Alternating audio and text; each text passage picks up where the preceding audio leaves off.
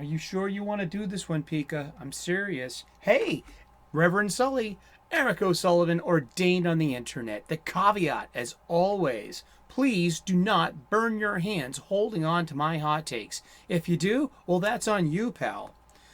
Okay, I got something to say. I have changed my mind. I am no longer comfortable with taking a knee at sports, especially during the national anthem. I don't think it's appropriate. I always had a problem with people who wouldn't take their hats off during the national anthem when I'm at a sporting event. I would actually, like, I'm at the pub and we're watching a playoff game and the national anthem's playing. I'd be that person that actually stands up, takes off his hat, puts it over his heart. I would sing the national anthem along with it, usually get a few other people, singing along with me. I would put on my hat back on and I would sit down and continue to enjoy the beginning of the game. I'm a Captain America fan. I'm actually pretty patriotic. I love this country. I love our country, the United States of America. It's every country has its flaws, but we're still the best country in the entire world, regardless of what anyone is trying to sell you.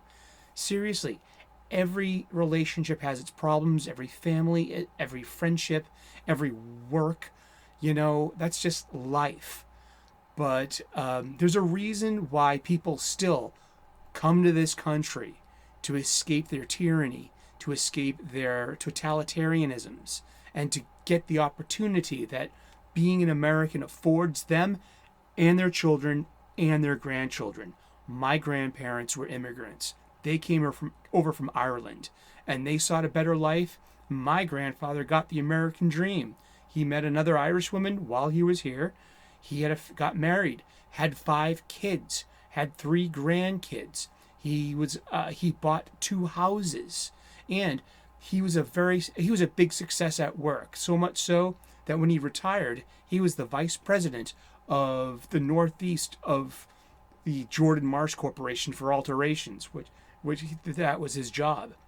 He was a tailor, and but I'm no longer comfortable with the whole taking a knee thing. You see, it had its moment, and it got its notoriety, and it served its purpose. Yet, cui bono? Who profits? What are we getting out of this now? It's a negative distraction, it's divisive, and it takes away emphasis from, well, the national anthem and the sense of unity and a sense of being proud of this country. Seriously, we have our problems, and they're ours to work out. But to constantly shit on and dump on people who don't take a knee, people that are still patriotic, like me, I mean, I don't take that. I'm not going to be bullied. I'm not going to be persuaded like this. I'm not going to be leveraged with sentimentality or these hurt feelings. There's a time and a place for it. It's happened. Mr. Kaepernick did his thing. He got the attention he sought. He got the activism that he wanted to get, sure. But now it's been going on for years. It's served its purpose. We are in a state of awareness that we're in an axial age here where social justice it's serving its purpose. Is that the end all be all? No. They're still running a country. They're still, keeping our culture, and which our culture is an amalgam of all these different cultures. And it's a robust, wonderful place of opportunity. But taking a knee, it's gone international. And what do soccer players in the UK need to be doing that? I mean, if they feel the need to, but what about being compelled to? Or being shamed if you don't? I mean, that's bullshit. It really is. And no one's going to compel me to take a knee. Seriously, I kneel. I kneel before the Lord. I pray. That's when I take a knee. Also, I've grown up in America. We used to have this thing called Schoolhouse Rock, this catchy tune called No More Kings. And you know what?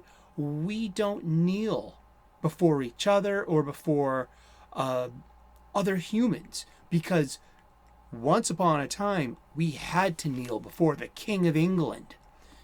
So kneeling, that's a subservient thing. It puts you in a vulnerable position, and there's a Game of Thrones reference in there too. If you kneel down, there could be a chance you become a head shorter.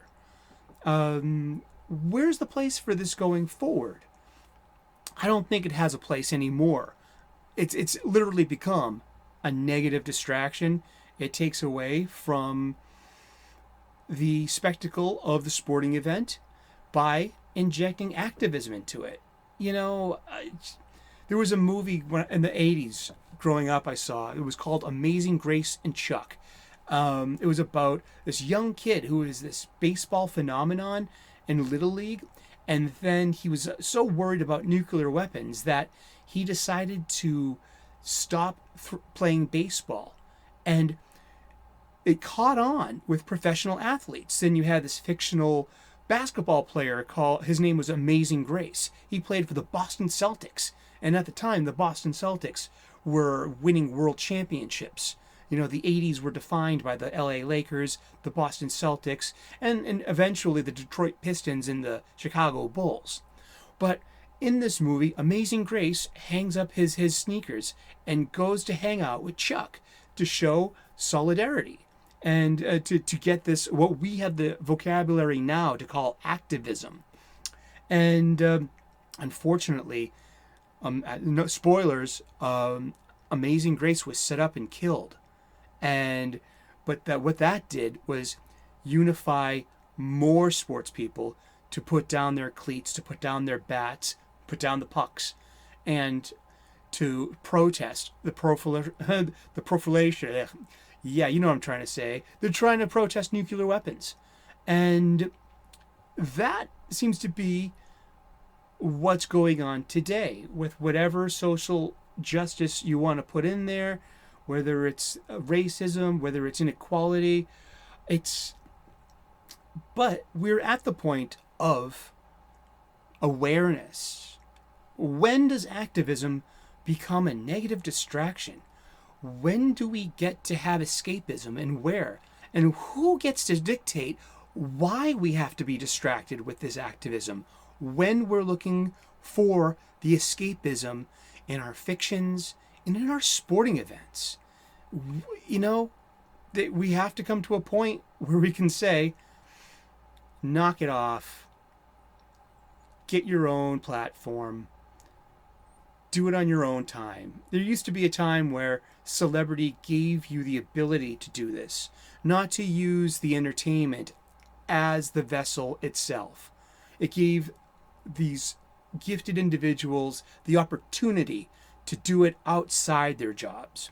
So taking a knee at sporting events, it's got its message and it's got its attention. I just don't think it's got a future, and I'd like to see it go away myself. But hey, that's just my opinion. That's just my hot take. If you like this content and you like what I got to say, well, give me a thumbs up. If you object to this and you want to kneel all you want, go ahead. Kneel all you want. Give me a thumbs down. And leave a comment in the comment section if you could be so kind. Give me a subscribe. I also make cooking videos and spirituality, talk theology here and there too. And yeah, kneeling, huh? It cost Mr. Kaepernick his job. And for the sake of activism, but he got the result he wanted. He got the attention he was looking for.